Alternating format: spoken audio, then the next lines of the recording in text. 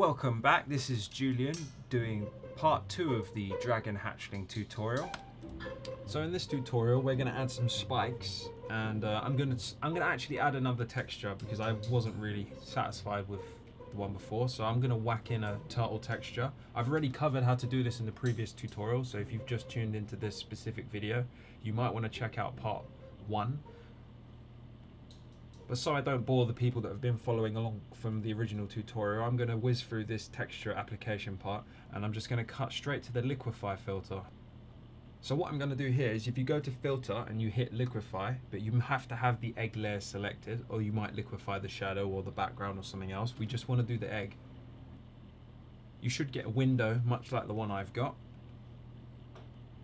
We're just going to want to use the smudge tool primarily, and you can just, it's the one in the top left and it's got the little hand pushing in a little line, and that's going to allow you to pull some spikes out from your egg. I'm actually going to put some indentations as well, just where the shell texture is sort of has a sort of crevice. I'm going to sort of accentuate that. And also you can change the brush size by using the brackets keys. I'll put a little icon up to show what one I mean. Once you're satisfied with what you've done, you're going to want to hit OK, and then it will bring you back to your original window and your changes should update. Now I wasn't entirely pleased with the final result, so I actually reopened it, and I find that you might want to go back and forth a few times, and I sort of add some pinching here and there where the turtle shell scales are, and just have a fiddle around with it. Your egg won't look like mine, especially if you've used different textures, but just tinker around and get it right. Yeah, and the actual different tools you can use is the pucker and bloat tool, and the pucker will just pinch in and the bloat tool will inflate like a balloon. It's pretty straightforward, and you can increase the size of the brush and decrease it with the brush with brackets keys for these tools as well.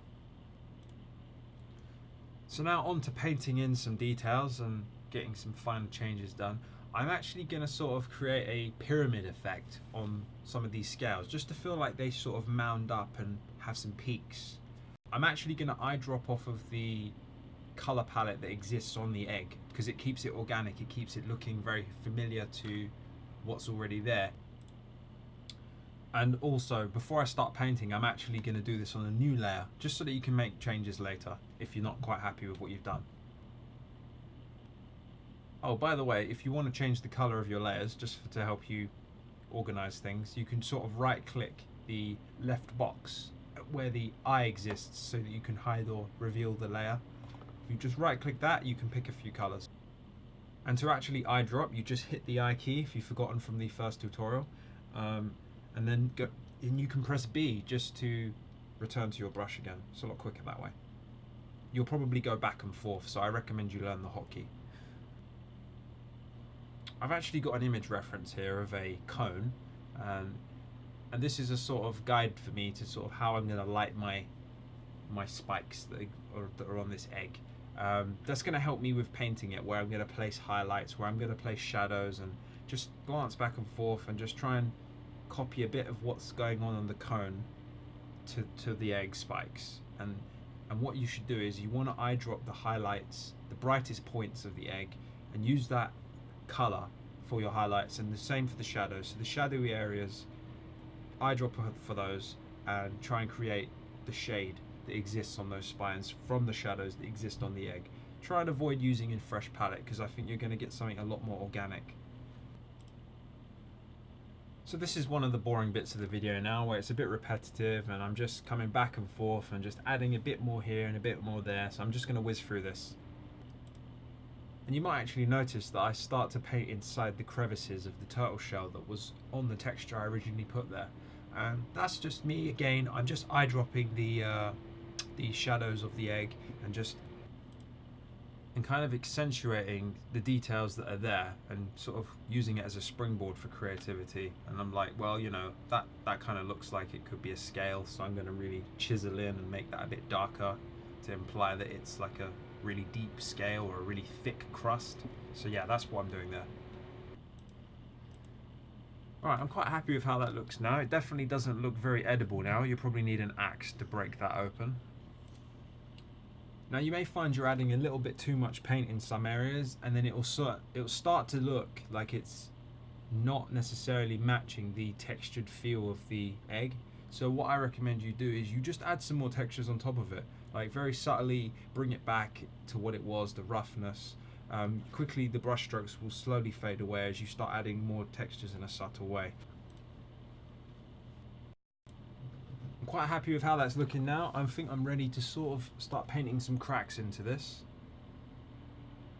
We will probably want to get a texture reference. You could actually just put a texture in yourself of cracks that you found, type concrete, cracked mud, anything like that, and you can just put those in. But I'm going to do it from scratch and paint some textures in. I will bring some files in as a reference, but I'm going to rely primarily on the painting eyedropping technique that I showed you guys.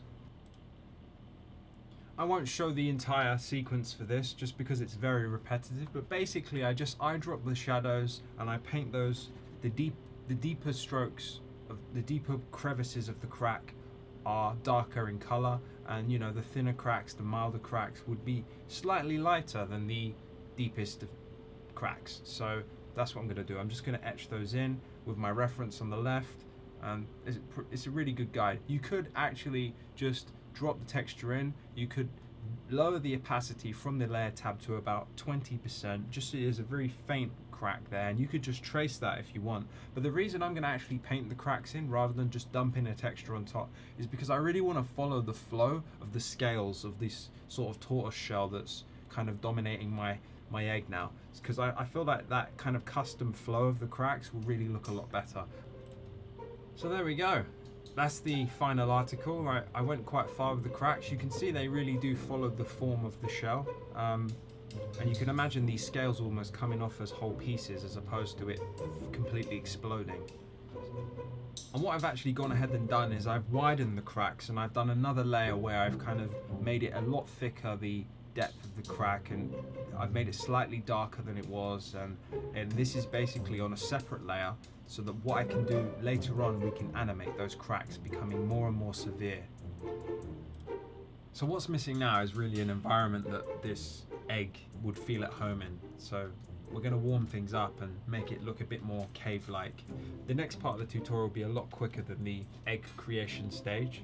So tune in for part 3. Please comment, leave any feedback. I'll try my best to answer your questions, and don't forget to subscribe.